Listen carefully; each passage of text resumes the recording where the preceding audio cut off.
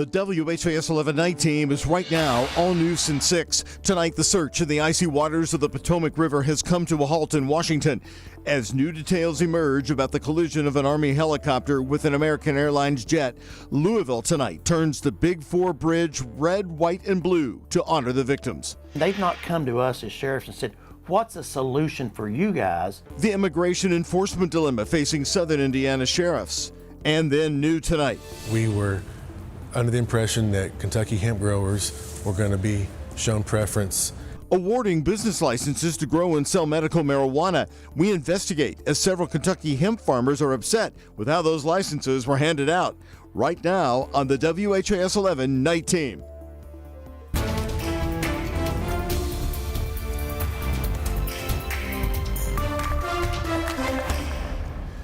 First here live on the WHAS11 night team, we want to take you back to Washington, D.C. You're looking at the live view of the Potomac River in Washington, where the big floodlights are still up overlooking the waters of the icy Potomac River. This, of course, is the site of the first airline disaster in our country since 2009.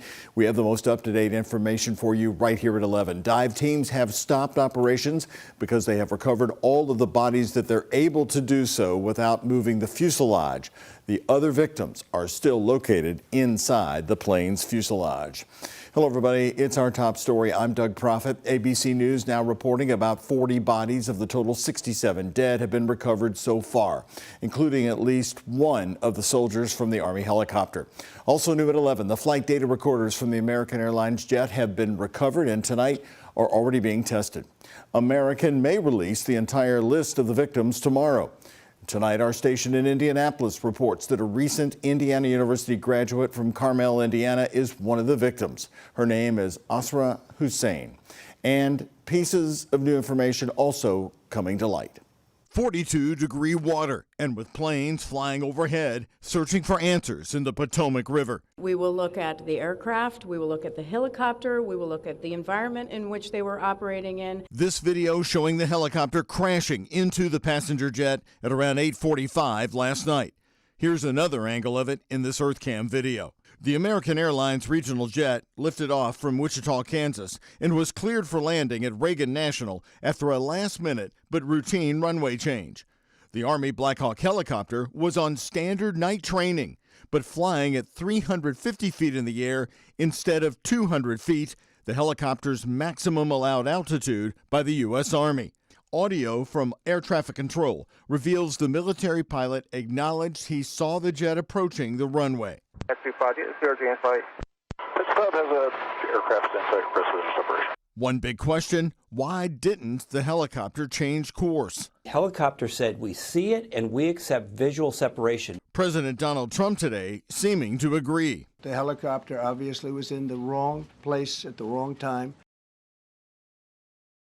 And as you saw on the map in our story there, the flight flew directly over Louisville on the way to Washington. Also tonight, the air traffic controller on duty was doing a job usually handled by two people. ABC News reporting that a supervisor determined air traffic was low last night in the D.C. area and then combined two controller positions into one position. It is a move, though, that is considered to be routine. In Louisville right now, live, we are honoring the victims. Take a look. This is the Big Four Bridge over the Ohio River, full of lights tonight that are red, white, and blue. President Donald Trump will be meeting with victims, families of the victims coming up.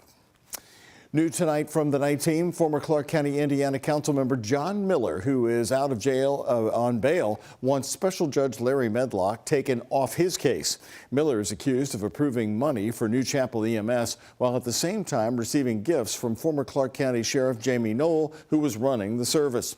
Miller recently requested to go to Washington to watch the inauguration of President Donald Trump, but Judge Medlock denied that request, noting Miller's high profile and close friendship with Knoll. Medlock's ruling says that Miller was given expensive gifts because of his relationship with Knoll and that this trip could have been perceived as another one.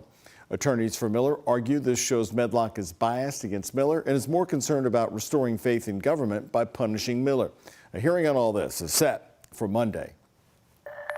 Also right now, only on the night team. Tonight, Indiana sheriffs and state police both speaking out about Indiana Governor Mike Braun's effort with the General Assembly to target immigration.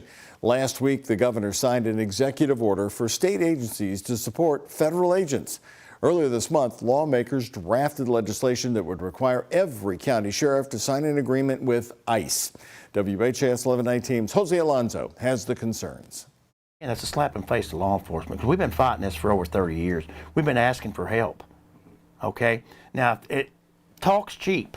Talk's cheap. I'll tell the governor this. Talk's cheap. Scott County, Indiana Sheriff Jerry Gooden speaking to me about a new legislation drafted by lawmakers. It requires sheriffs to sign an agreement saying they'll help federal ICE agents with the deportation process. If the federal agents bring them to our place and want to house them, that's fine, bring them.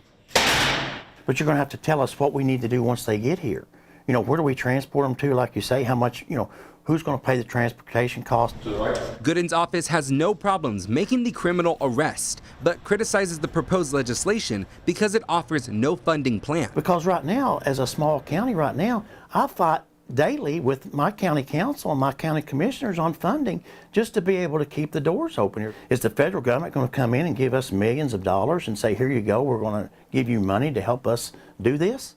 I reached out to ISP's public information officer stationed in Clark County for comment on the governor's action. He referenced me to their chief public information officer in Indianapolis. In a statement, he says, quote, "We will coordinate resources and information through the Indiana Intelligence Fusion Center in accordance with Governor Braun's executive order." It's one thing to get on and sign executive orders and talk about how bad, you know, people are or whatever you want to do. It's another thing to be able to give us the tools to be able to fix this problem. And they've not done that. Jose Alonso, WHAS 11 Night Team, on your side. By the way, in his State of the State address, which aired last night, Republican Governor Mike Braun said Indiana will do what it can to help secure the southern border and help end the crisis bringing fentanyl and crime into Indiana. He did not mention funding for local sheriffs. More local news tonight in Louisville. A man died after falling into a tight container today near Butchertown. It happened this afternoon at Louisville Trailer Wash, located on East Main Street between Irish Hill and Butchertown.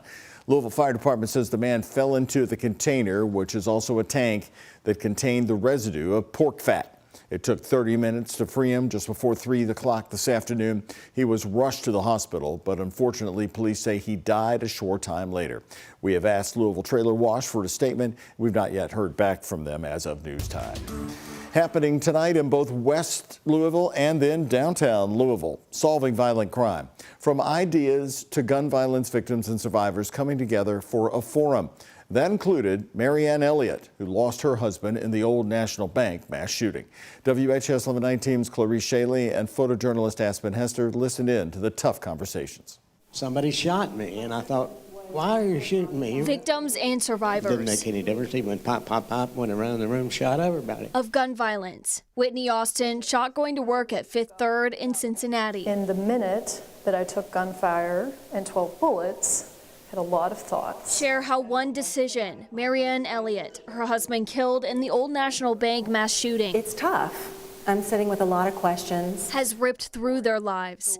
Rose Smith lost her son in gunfire. So many individuals that cannot even go down the street where their child or loved one life has been taken. Begging for solutions to gun violence at Fraser Museum with local representatives and LMPD in the conversation, handing out gun locks. Absolutely. I'll take one of those and one of those. Young man, they got hit, got killed. I knew him. Violence on the minds and in conversations in more than one room. We need to do something. We need to stop this violence in our community. Parents Against Violence Engagement, an organization fighting the same battle in the West End, here in Parkland. There's a very common saying that it takes a village to raise a child, but what we have found is that it also takes, parents need a village too. And work on the state level. One would be the Crisis Aversion Right to Retention Act, and it's really more about mental health and trying to make sure that someone in a mental health crisis situation can temporarily have their firearms removed. Toward finding a solution from State Senator Couture Herron of Louisville. I don't believe that there's going to be one bill that is going to impact everything that we're seeing. Working to heal those cracks. In Louisville, Clarice Shaley, WHAS 11 Night Team, on your side. By the way, there's another PAVE event going to be held tomorrow evening in Southwick. So far this year, there are 3 open homicide cases. Last year, there were almost 140 deaths due to violent crime in our city.